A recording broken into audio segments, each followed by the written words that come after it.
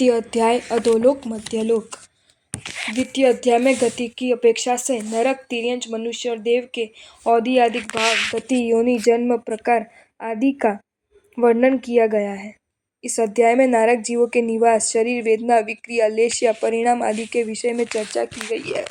नारक जीवों का निवास स्थान अधोलोक में है एवं मनुष्य और तिर्यंच का निवास मध्यलोक में है, अतः उनका भी वर्णन किया जा रहा है। गतियों को समझने के लिए पहले लोक स्थिति के विषय में जान लेना आवश्यक है। कहा जाता है लोयते इति लोक, अर्थात आकाश के जिस भाग में धर्मास्तिकाय, अधर्मास्तिकाय आदि 6 द्रव्य पाए जाते वह लोक कहलाता है। जहाँ आकाश के अतिरिक्त अन्य कोई भी द्रव्य नहीं पाया जाता है वह अलोक है। वह अलोकाकाश अनंतानंत है, अखंड है, अमूर्त है। जैसे किसी विशाल स्थान के मध्य में छींका लटका हो, उसी प्रकार अलोक के मध्यलोक अवस्थित है। लोक का स्वरूप, लोक का आकार। लोक के आकार को एक उपमा के द्वारा बताया गया है कि जैसे जमीन पर एक मिट्टी का दीपक उल्टा रखकर उसके ऊपर दूसरा सीधा रखा जाए और उस पर तीसरा दीपक फिर उल्टा रख दिया जाए तो उसका आकार बनता है, वैसा ही आकार लोक का है। पाँव फैलाकर और कमर पर दोनों हाथ रखकर विशिष्ट पुरुष के आकार की उपमा के लोक के आकार के लिए दी जाती है। जैसे वृक्ष सभी ओर से त्वचा से वेष्टित होता है, इसी प्रकार संपूर्ण लोक 3 प्रकार के वलयों से वेष्टित है। पहला वलय घनोदधि, जमे हुए पानी का है। दूसरा वलय घनवात, जमी हुई हवा का है। तीसरा वलय तनुवात, पतली हवा का है। लोक का माप, लोक नीचे से ऊपर 14 राज प्रमाण है। आगम ऊपर 1 राज चौड़ा, ऊपरी मध्य भाग 5 राज चौड़ा है। फिर घटते घटते मध्य में 1 राज का चौड़ा रहता है। तत्पश्चात क्रमश विस्तृत होता हुआ नीचे 7 राज चौड़ा है। इसी प्रकार लोक नीचे से ऊपर तक सीधा 14 राज लंबा है।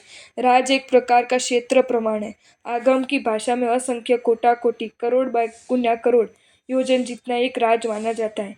एक उपमा के द्वारा भी इस प्रकार समझ सकते हैं।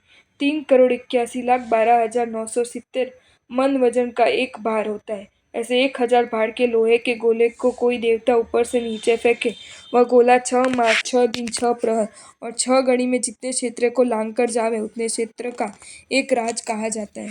लोक के विभाग, लोक के मुख्य 3 विभाग है: अधोलोक, मध्यलोक, तिर्यकलोक या ऊर्ध्वलोक। अधोलोक चित्र में सबसे नीचे का एक भाग दिखा है, वह अधोलोक नीचे से लगभग 7 राज प्रमाण ऊंचा है। अधोलोक सबसे बड़ा है। इसमें 7 नरक भूमियां हैं, जिनमें नारकी के जीव तथा भवनपति आदि असुर जाति के देव भी रहते हैं।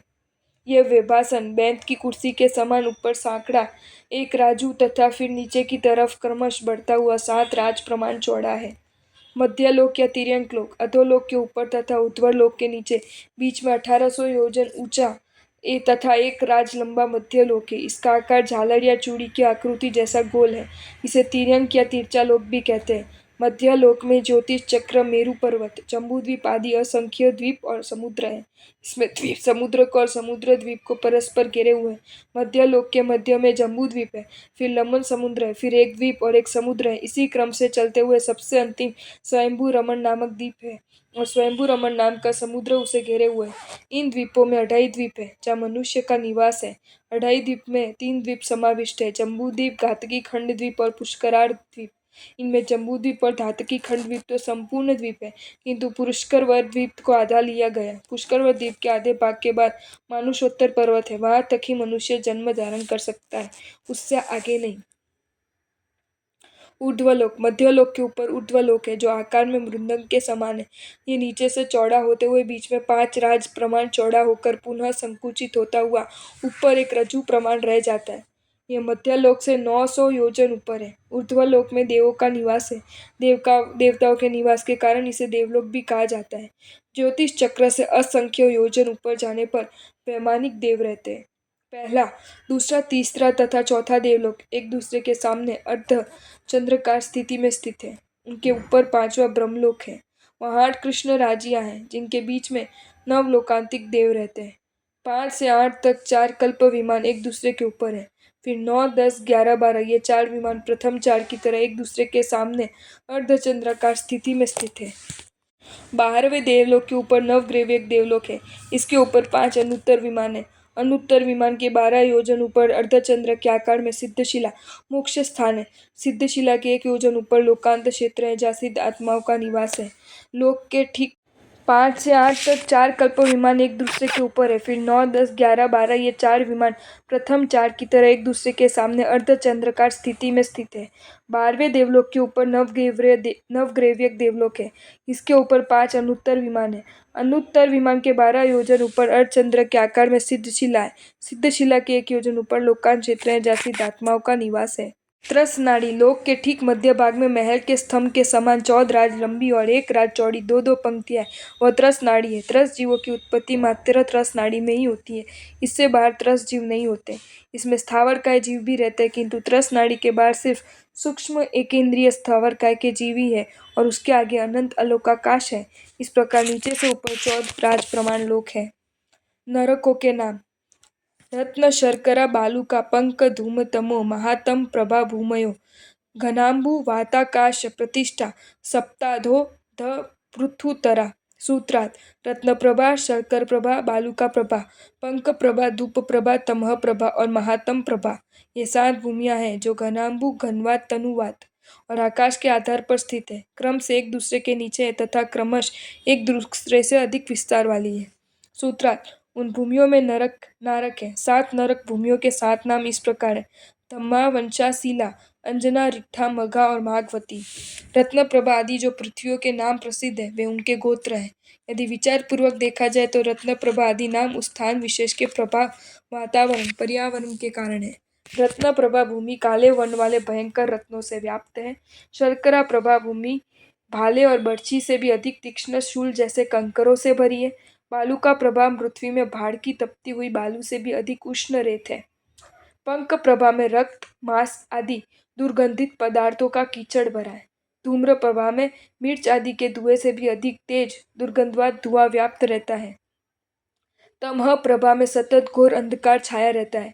महातम प्रभा में घोराती घोर अंधकार व्याप्त है। रत्न प्रभा में 13 पाथड़े यानी पृथ्वी पिंड और 12 अंतरे यानी रिक्त स्थान है। इस प्रकार ये 13 मंजिल जैसा भवन है। नारकों का निवास अधोलोक में है। नारकों के निवास को नरक भूमि कहते हैं। ऐसी 7 नरक भूमियां हैं। ये भूमियां सम श्रेणी में न होकर एक दूसरे के नीचे है। इनका आयाम, लंबाई और विषकम चौड़ाई समान नहीं है। नीचे नीचे की भूमि लंबाई चौड़ाई में अधिक अधिक है। ये 7 नरक भूमियां एक दूसरे के नीचे परंतु बिल्कुल सटी हुई नहीं है। इनके बीच में बहुत अंतर है। इस अंतर में घनोदधि, जमा हुआ पानी, घनवात, जमी हुई हवा, तनुवात, पतली हवा और आकाश क्रमश नीचे नीचे है। प्रथम नरक भूमि के नीचे घनोदधि है, इसके नीचे धनवात है, धनवात के नीचे तनुवात है और तनुवात के नीचे आकाश है। आकाश के बाद दूसरी नरक है। इस तरह 7वीं भूमि तक सब भूमियों के नीचे उसी क्रम से घनादधि आदि है। यद्यपि नीचे नीचे की भूमियों का लंबाई चौड़ाई उल्लेख अधिक है, किंतु उनकी मोटाई उत्तरोत्तर कम है। प्रथम भूमि की मोटाई 1,80,000 योजन है।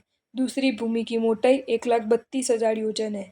तीसरी भूमि की मोटाई 1,28,000 योजन है। चौथी भूमि की मोटाई 1,20,000 योजन है। पांचवी भूमि की मोटाई 1,18,000 योजन है। छठी भूमि की मोटाई 1,16,000 योजन है। सातवीं भूमि की मोटाई 1,08,000 योजन है।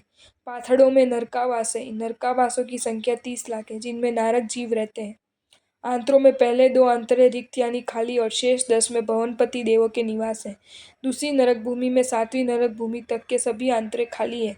7 नरक में आंतरे, पाथड़े और नरकावास की संख्या इस प्रकार है: नरक पहली, आंतरे 12, पाथड़े 13, नरकावास 30 लाख। नरक दूसरी, आंतरे 10, पाथड़े 11, नरकावास 25 लाख। नरक तीसरी, आंतरे 8, पाथड़े 9, नरकावास 15 लाख। नरक चौथी, आंतरे 6, पाथड़े 7, नरकावास 10 लाख। नरक पांचवी, आंतरे 4, पाथड़े 5, नरकावास 3 लाख। नरक छठी, आंतरे 2, पाथड़े 3, नरकावास 5 कम 1 लाख। नरक सातवीं, आंतरे 0, पाथड़े 1, नरकावास 5। कुल 42 आंतरे, पाथड़े 49 और नरकावास कुल 84 लाख।